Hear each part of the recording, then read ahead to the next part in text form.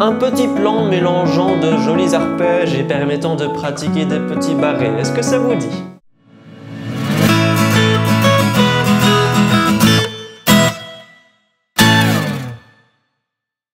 Salut à tous, c'est Robin Mace. Vous avez entendu un petit extrait en intro.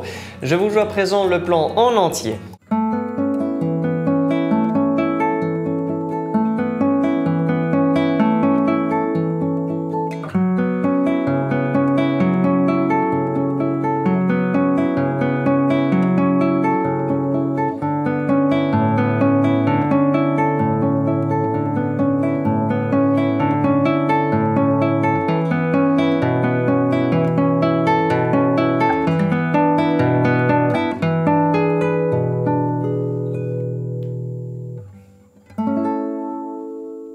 Si vous aimez, avant de visionner l'explication, n'oubliez pas de cliquer sur le petit pouce en l'air de soutien et abonnez-vous pour suivre le contenu de la chaîne. Concernant l'arpège à la main qui tire les cordes, il y aura deux manières de faire avec deux doigtés différents, P-M-I-A et P-I-M-A.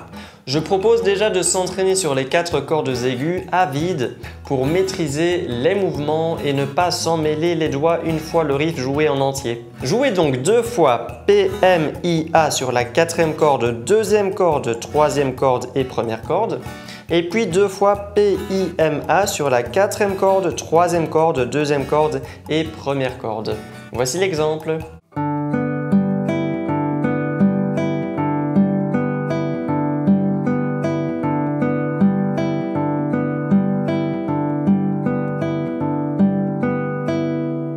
Vous vous rendez compte que chaque doigt tire sa propre corde, mais que l'ordre des doigts et donc l'ordre des cordes change d'une fois à l'autre. Une fois que vous sentez que le mouvement est maîtrisé et naturel, vous pouvez passer à la suite. Je précise vite fait que le plan est en La majeur, ce qui signifie que les Fa, Do et Sol sont dièses. Pour la première section, sur le manche, placez le 4e doigt sur la 7e case de la 4e corde pour un La, le 2e doigt sur la 6e case de la 3e corde pour un Do dièse. Ajoutez également le 3e doigt sur la 7e case de la 5e corde pour un Mi. La première et 2e corde sont à vide pour commencer.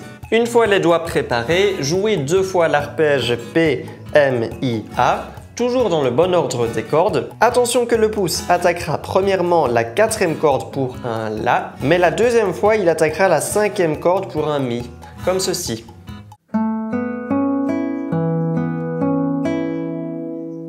Ensuite, maintenez tous les doigts enfoncés et ajoutez simplement un petit barré avec le bout du premier doigt sur la 2e et 1re corde à la 5e case pour les notes Mi et La. Une fois la nouvelle position en place, jouez 2 fois l'arpège P-I-M-A en veillant encore une fois à jouer d'abord la 4e corde avec le pouce et puis la 2e fois la 5e corde.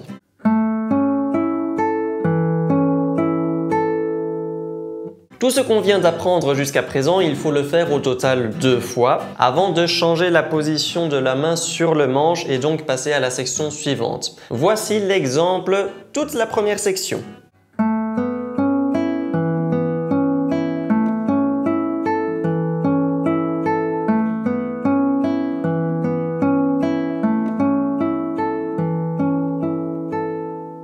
À présent, la deuxième section. Placez un petit pli avec le premier doigt sur la 5e et 4e corde à la 4e case pour les notes Do dièse et Fa dièse. Par petit pli, je veux parler d'un petit barré uniquement avec le bout du doigt. Il est important de garder la base du doigt soulevée car nous aurons besoin de la première corde et 2e corde à vide, encore une fois. Il ne faut donc pas toucher ces 2 cordes-là avec le doigt. Placez également le 4e doigt sur la 6e case de la 3e corde pour le Do dièse. Une fois la position en place, jouez 2 fois P, M, I, A, toujours en veillant à changer la basse avec le pouce la 2e fois. Voici l'exemple.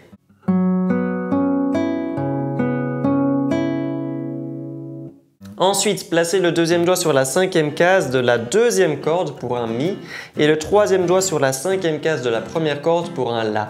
Jouez 2 fois l'arpège P-I-M-A. Voici l'exemple.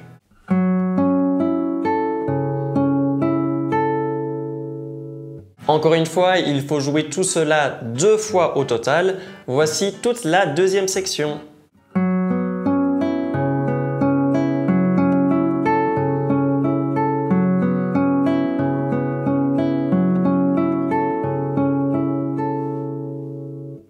Pour la troisième section, qui est assez simple, placez simplement le deuxième doigt sur la 6e case de la 3e corde pour le Do dièse. La première corde et deuxième corde sont toujours à vide pour commencer. Et ici, il y aura également les basses 4e corde pour Ré et 5e corde pour le La qui seront à vide. Jouez P, M, I, A 2 fois. Et puis placez le petit barré sur la 2e et première corde à la 5e case pour Mi et La, tout comme pour la première section, et jouez à ce moment-là P, I, M, A 2 fois. Voici directement toute la troisième section en entier.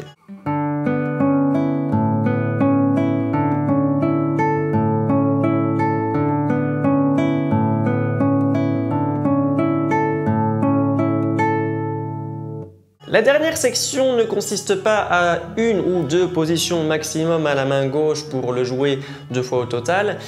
Il y a un peu plus de diversité, nous allons donc regarder ça de plus près. Pour commencer, placez le 4e doigt sur la 7e case de la 5e corde pour un Mi, le 2e doigt sur la 6e case de la 3e corde pour un Do dièse. Ajoutez également le 3e doigt sur la 7e case de la 6e corde pour le Si, qui sera notre deuxième basse. La première et deuxième corde sont à vide, vous pouvez donc déjà jouer l'arpège P, M, I, A 2 fois. Attention que le pouce ici passe de la 5e à la 6e corde. Voici l'exemple. Ensuite, placez le même petit barré sur la 5e case. Alors, si la position est un petit peu compliquée, je peux proposer ici de venir placer un barré plutôt avec la base du doigt. C'est comme un barré soulevé, c'est parfois plus facile que de venir avec le bout du doigt. Une fois la position préparée, vous pouvez jouer l'arpège P, I, M, A 2 fois. Donc je vais peut-être juste rejouer la première partie de la dernière section.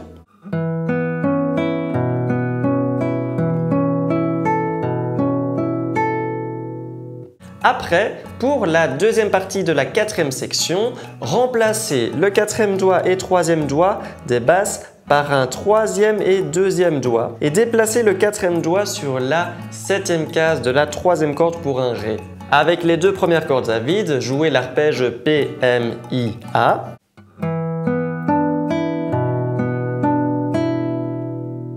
Puis placez un barré complet en 7e case qui nous servira à recouvrir la 6e, 5e, 3e et première corde pour les notes Si, Mi, Ré et Si.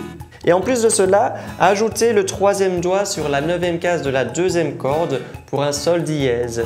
Jouez l'arpège P, I, M, A 2 fois et cela conclut notre petit riff.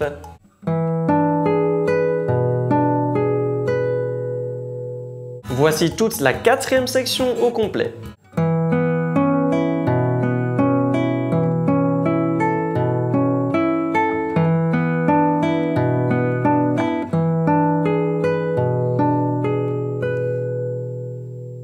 Si vous souhaitez avoir un support visuel et télécharger la partition avec les doigtés ainsi que la tablature, à présent ce ne sera disponible que pour les tipeurs. Vous avez les informations dans la description de la vidéo. N'oubliez pas le petit pouce en l'air si ce n'était pas fait, l'abonnement pour suivre les futurs tutoriels et on se voit dans une prochaine vidéo. Ciao!